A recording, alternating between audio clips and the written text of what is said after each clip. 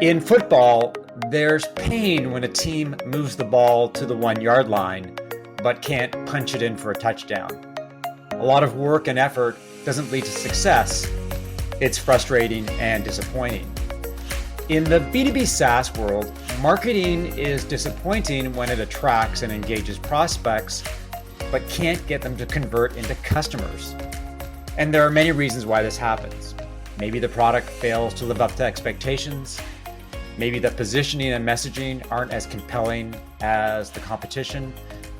And maybe marketing and sales copy isn't enticing, interesting, or effective.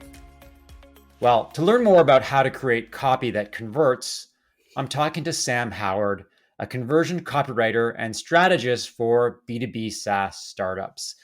Sam uses a research-driven approach to create conversion copy without getting in the way of a company's marketing and initiatives. Welcome to Marketing Spark. Thank you. How did I do in describing what you do? As long as research-driven is in there, it's all good. Let's start by talking about whether copy gets the respect that it deserves. In many ways, I think of copy sort of being the Rodney Dangerfield of comedy. You can't get no respect. Now, as wordsmiths, we understand the value of words that make an impact. Is copy underappreciated in a world dominated by videos, photos, and GIFs? This may be just because I live in my little happy conversion copy bubble, but I think it does actually. Okay. And the reason is that one does not simply convert a prospect with a GIF. There has to be some copy around it. So, in my experience, when prospects come to me, they realize they need help with copy and they're quite ready to give it the respect it so richly deserves. I'm very happy to hear that because often I think that words and copy are tremendously undervalued and underappreciated. For people who don't appreciate the value of copy, how do you get them to change their attitudes? In your experience, what's the approach or the best approach to make people understand why copy matters?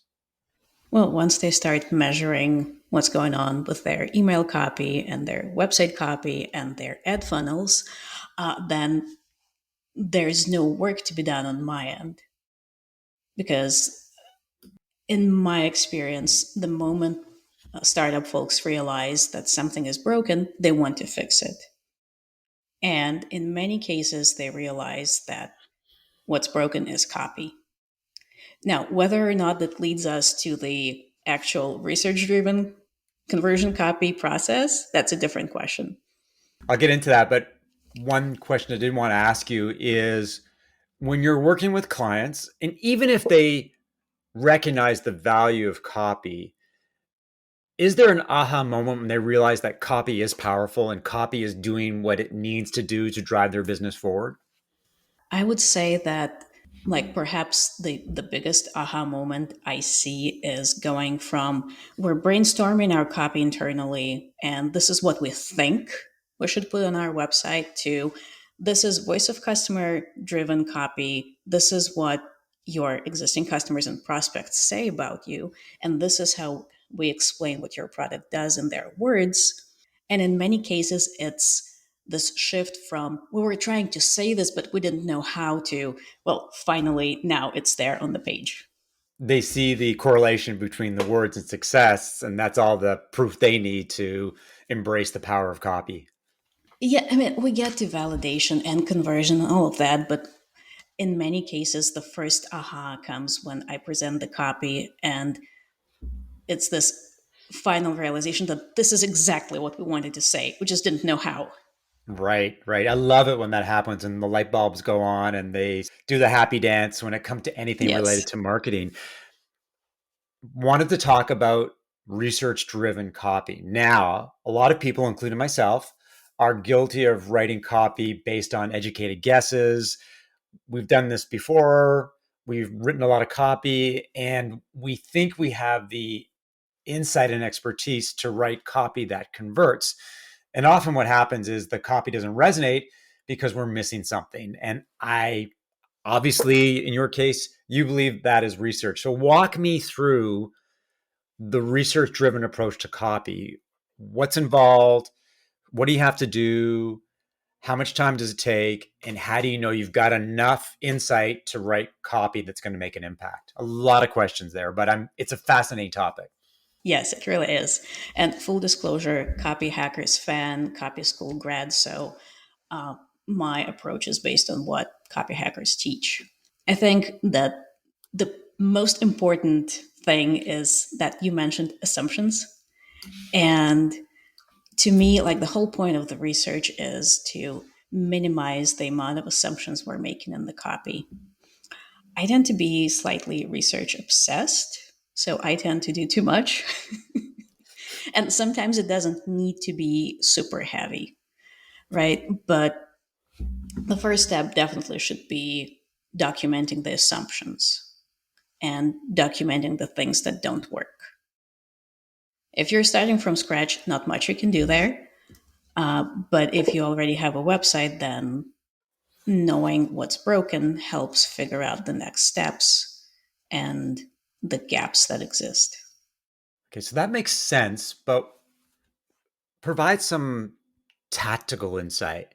So I haven't done any research yet. I'm starting my copy journey. What you're suggesting is I look at my website, and am I looking at pages that sort of convert and pages that don't convert? And that's where I start to draw my assumptions? Or is it more than that? Assuming that you even have conversions set up, Okay. which is not All right. always the case. Okay. Yes, so start with Google Analytics and Hotjar.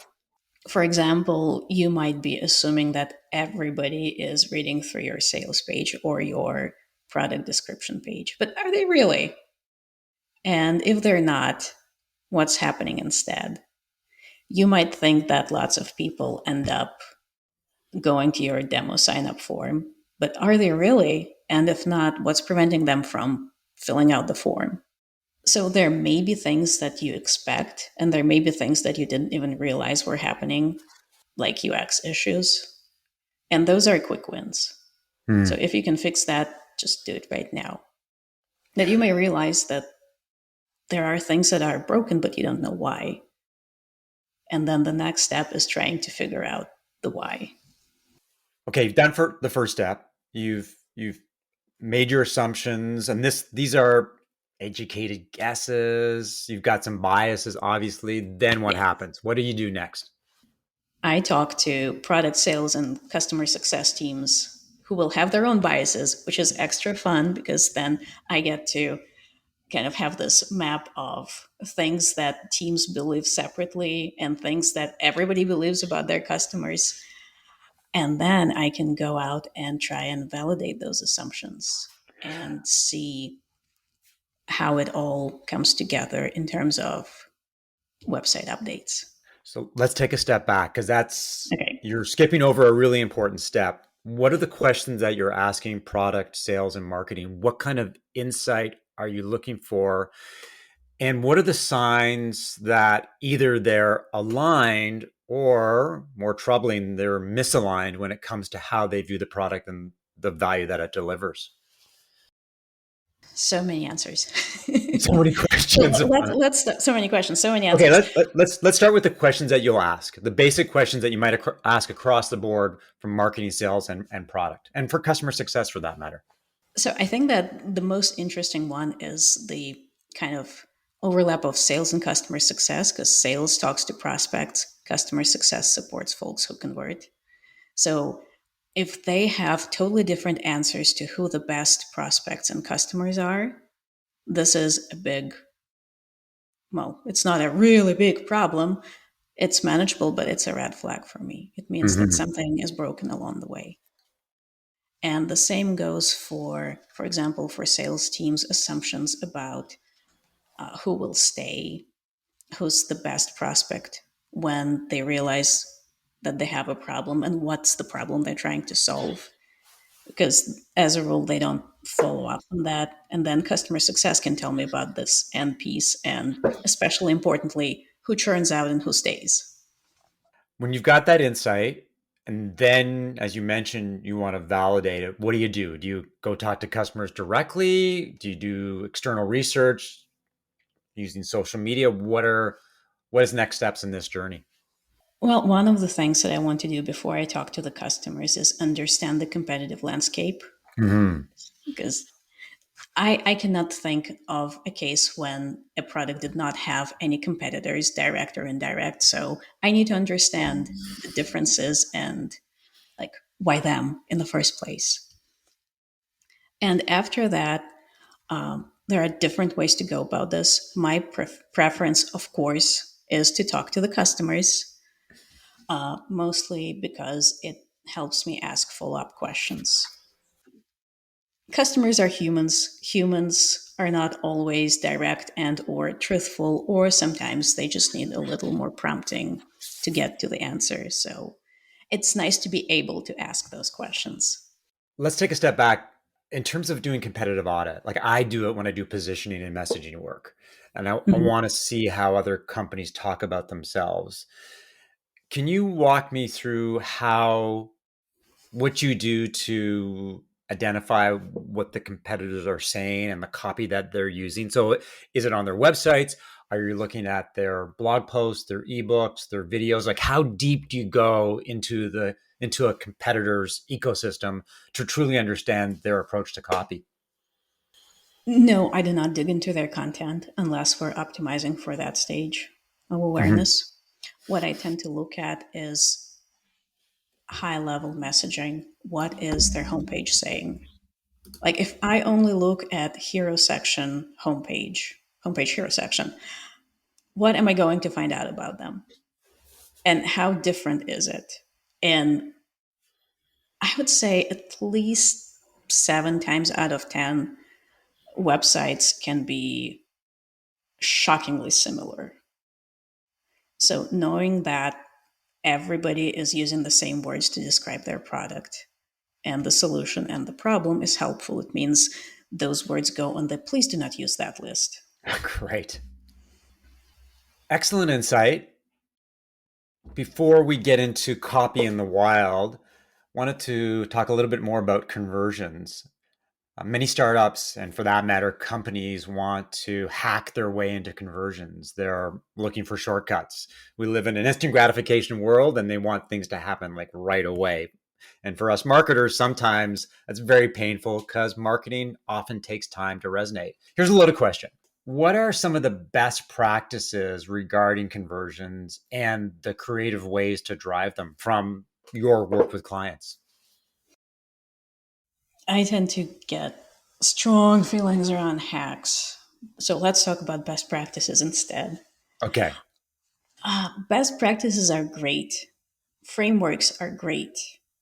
The problem is that when folks are looking for best practices, in many cases, they're actually looking for hacks. They just want somebody to tell them to have like a red button instead of a green button or something like that, which to me is a hack. Or like rely on the fear of missing out to make your prospects convert. And yes, it could work, but again, totally outside of context, it's a hack that can backfire. Best practices will not backfire, but they are not, again, they're not 100% going to work because it will depend on your audience. It will depend on your product. So, what are best practices? Give me your top three best practices when it comes to copy that converts. One is actually, most of them are related to user experience, strangely enough. Hmm. Like, do not force your visitors to do things unless you have a very good reason to do so and it doesn't feel like you are taking away their autonomy. It goes beyond friction, right? Yes, demo forms and the friction of too many fields is a problem. If some of them are listed as not required, that already makes me feel better because I don't feel like I'm forced to give you all of this information. Another one is being very mindful of the layout, which technically not copy, but it's very relevant because we need to be mindful of how information is presented, from not having blocks of text that are just unscannable to having visuals that contribute to the page instead of just taking up space. And the last one would be more, again, more on the design side, not creating false bottoms. It's my favorite thing to hate on websites What are false because bottoms? it's like there's this section that looks like it's the start of the footer. So if your CTA is below that section, nobody's going to even see it Right. because everybody will assume that the page is complete. Let's turn our attention to copy in the wild and discuss some best practices and mistakes made by startups and larger companies. And obviously, copy plays a huge role on websites. What are the biggest mistakes made by companies when it comes to website copy? Loaded question again, but maybe you can put the spotlight on some of the biggest mistakes that they make. I think the fluffy copy is the worst. Like especially hero sections with the fancy but meaningless two-word headlines. And I think it's easier for larger companies to get away with this because, let's be real, probably everybody knows what MailChimp does. They Hmm. don't need to explain it. But then startups go to the best examples of B2B SaaS hero sections, swipe file. They realize that almost everybody has those tiny little headlines. They copy them, and then the bounce rate goes up immediately. So that's my favorite thing to rant about. Okay. Okay. Um, One of the things that I did want to ask you about is how do companies approach words on a page, the things that we like to create, versus the business decisions that go into a website? Because obviously, at the end of the day, you can have a beautifully designed website, you can have wonderfully written copy, but if it doesn't drive the business forward, then it's all irrelevant. So, what's the balancing act, and how should companies think about how to emphasize words and making the business move forward? I mean, it's hard. That's just how it is. And mostly it's hard because the business changes. The goals may not change, but the way you try to reach them may change. And so when this happens, very often there's this gap of several months between the change in strategy and the website is not working anymore. Right. Um, so the only thing that I can think of is being very deliberate about building in feedback loops and staying on top of website updates.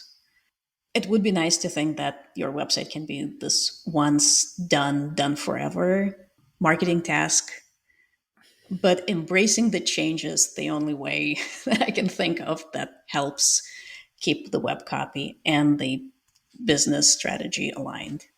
I mean, both are fluid, both are dynamic. They're constantly evolving, and they're written in sand, not etched in stone. So I think that's really great advice. Obviously, a lot of prospects and customers begin their digital journey with a company on the homepage. And what's your advice when it comes to homepage structure?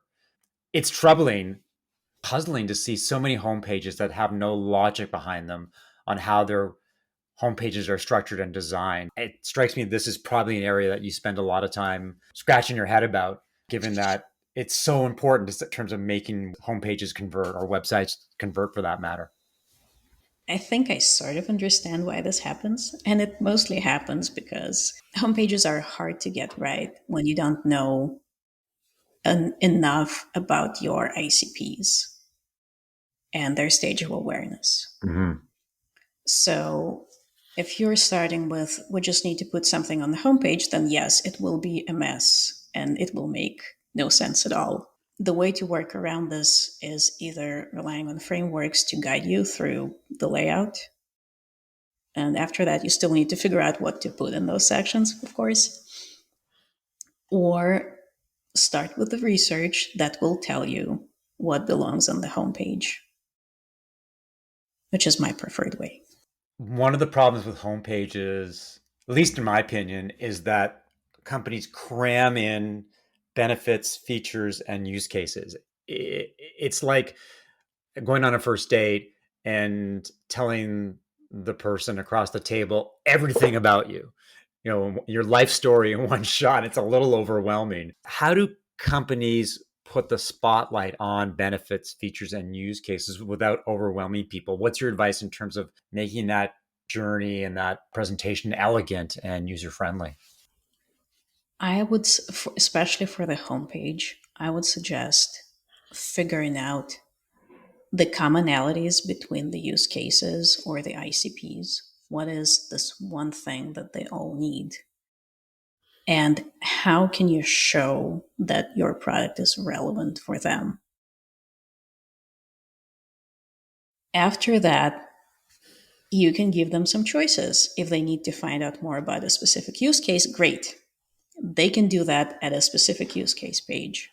But on the homepage, it it doesn't need to be busy. You need to provide the necessary amount of information to help them continue working their way through the website to find the information they need.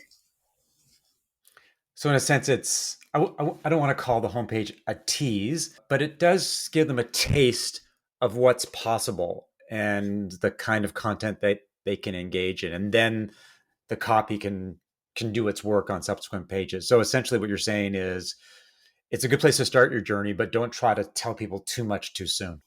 Like a lot of that is it depends on the traffic, the Mm. ICPs, the jobs to be done.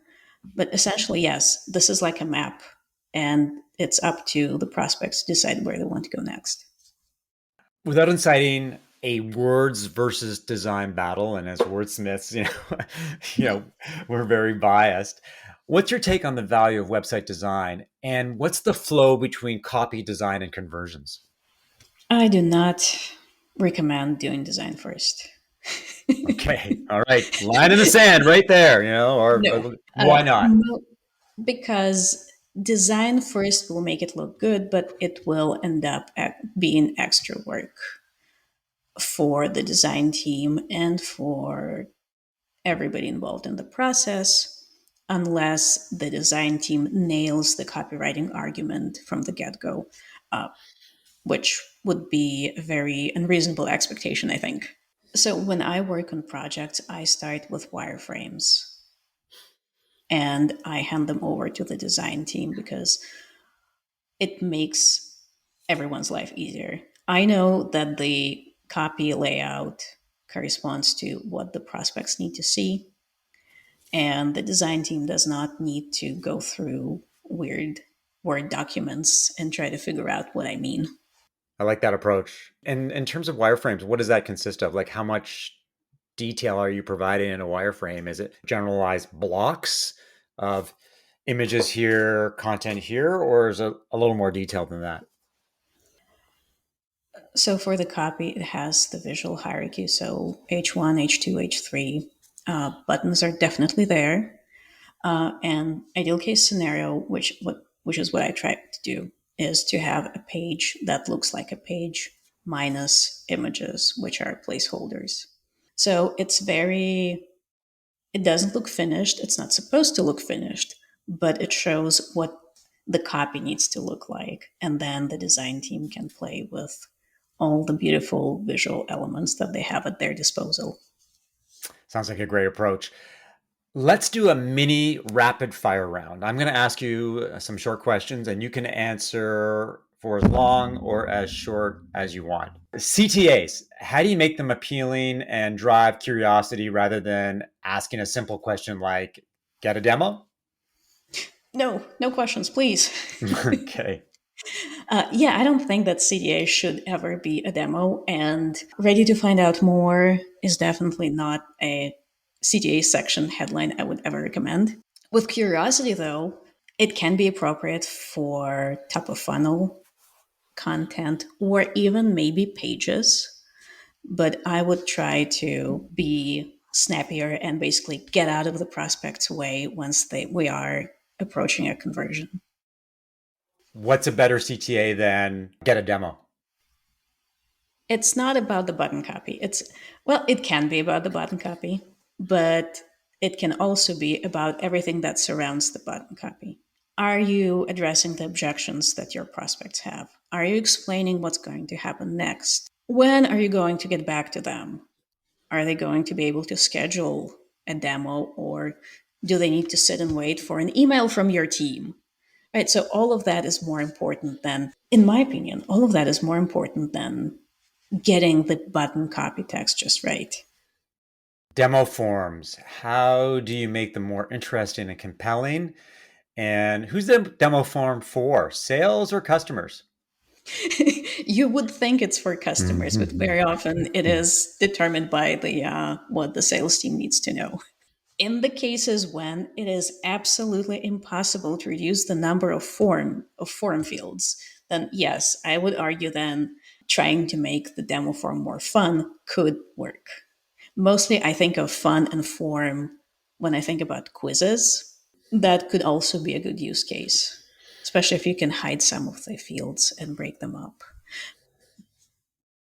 That said, I strongly suggest finding different ways to qualify your prospects that do not involve lengthy form required fields and generally making it hard to convert. About pages. Do you think that most companies, are they an overlooked opportunity for companies to connect and tell their company story? Yes.